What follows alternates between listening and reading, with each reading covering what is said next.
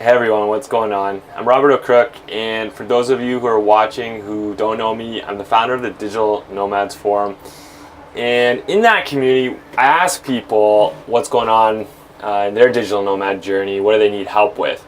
And for a lot of the people who are not digital nomads yet but want to become one, I am always surprised to hear from them that one of the number one things they want to know is how I got started and what made me want to do it. So I'm going to dive into this in this video. So it might be actually a little bit of a lengthier video. So I'll just give people who are listening the points, like the quick points of what I went through. And if it's interesting to you, it resonates, then listen in and I'll tell you the rest of my story.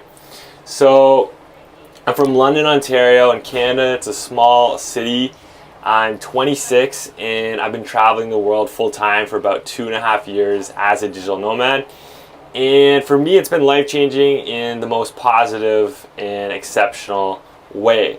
How it went roughly was 8 years ago when I was 18, I spent a summer learning how to build WordPress websites. I went to college in Canada for marketing because I had no idea what to do with my life. Kind of worked out. I ended up doing then like a crappy, super terrible job I hated for a year, but I got my foot in the door with some marketing work. And then I had a good one, but it was pretty corporate, and I did that for about 2 years. So at this point, I was around 24 and decided I wanted to take a 2-week test trip to Nicaragua. I had heard about this digital nomad thing and wanted to figure out, like, could I do this? I'll just go on this test trip, bring my laptop, basically a vacation, and see like what happens. That trip went awesome. Shortly after coming home, I booked a one-way flight to Bangkok, Thailand. And went to Thailand, started traveling over Southeast Asia, ran out of freelance digital marketing clients. That's what I was doing because I'd found some in Canada, brought them with me to Southeast Asia. They ran out eventually. Couldn't find more clients in Canada. It's really hard to do that when you're in Southeast Asia. So figured out how to consistently earn remote work and new clients through platforms like Upwork and others. I went to yoga teacher training in India where my whole head got turned upside down and really had a huge spiritual awakening and really discovered like what my purpose in life is, or at least part of it. And just super briefly, that is to be of service to others, to help others live mindfully and to live as an example as well, and hopefully inspire some people. So after that yoga teacher training, I fired all of my clients because I was just working with any old for-profit businesses, just selling random crap, and that sucks.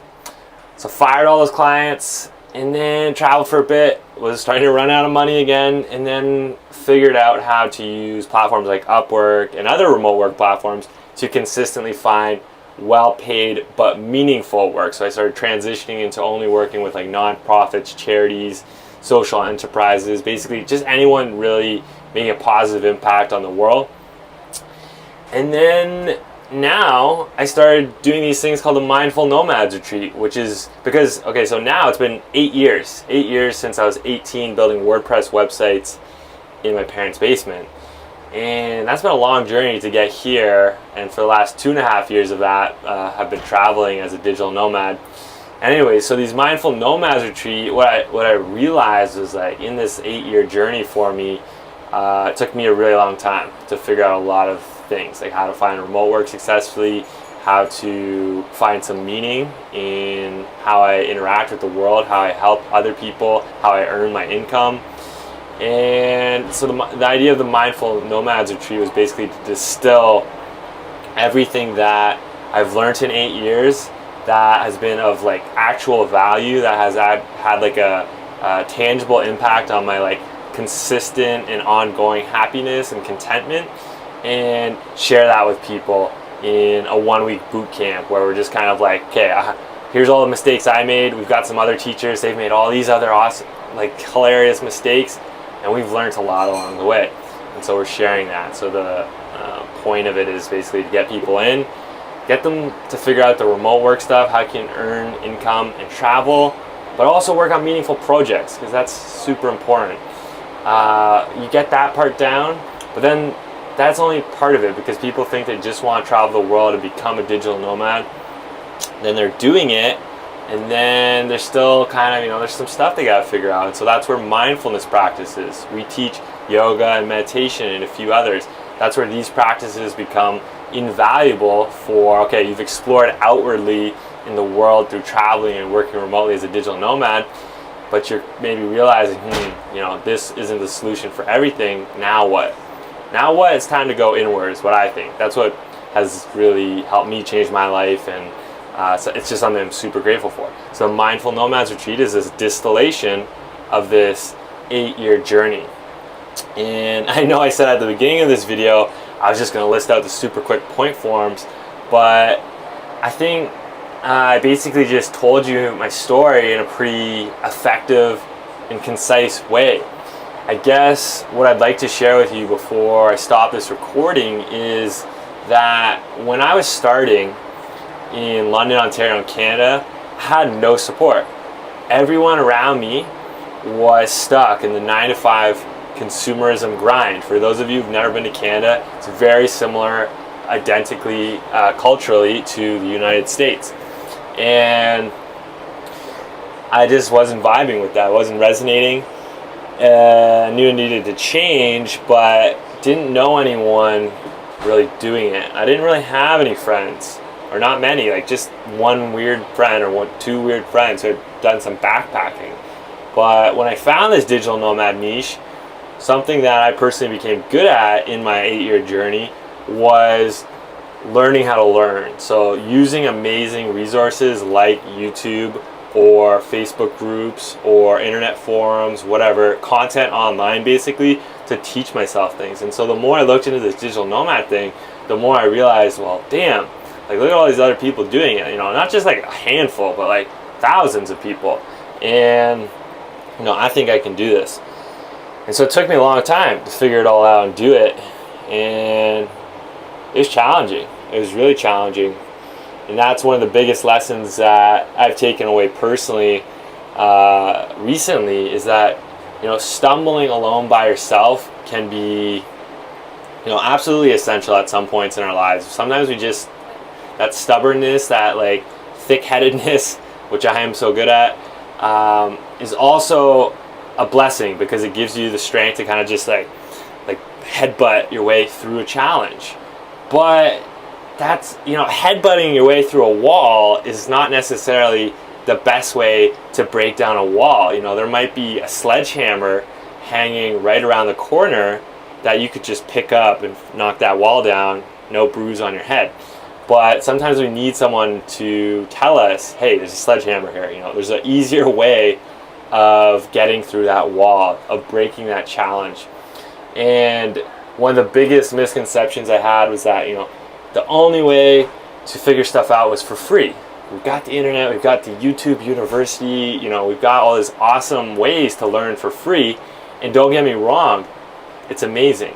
And there's so much great things we can do effectively, efficiently, learning for free online.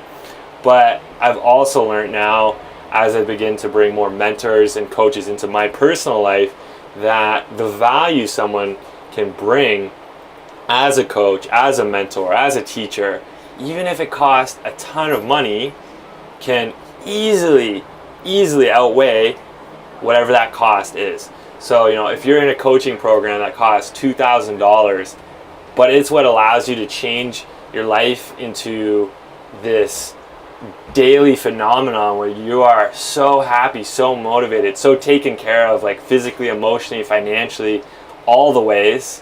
What is that worth? Is that worth $2,000? Like, fuck yeah, it is. It's worth priceless dollars. It's like a stupid MasterCard commercial. There's no price that you can put on the value of that. And so the key becomes not necessarily signing up for every training and coaching program that exists, but finding the right people who you resonate with, who have the experience doing exactly it is whatever you want to do, and then decide if you're ready to commit.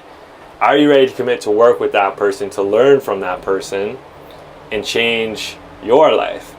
And that's the decision you have to make at the end of the day. Is like, are you ready to step up?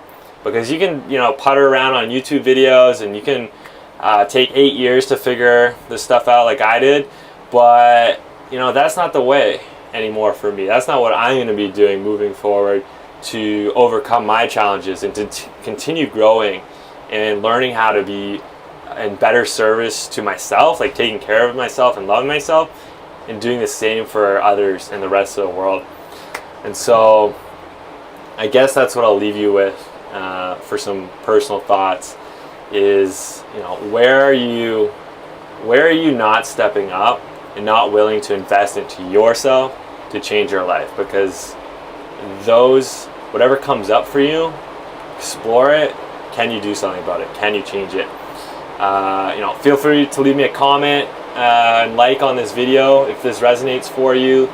You can feel free to share maybe what came up in your mind, and I'd love to provide some insight or advice. If you have any other questions about how I got started and what made me want to do it to become a digital nomad, you can let me know in the comments below. Thanks for watching.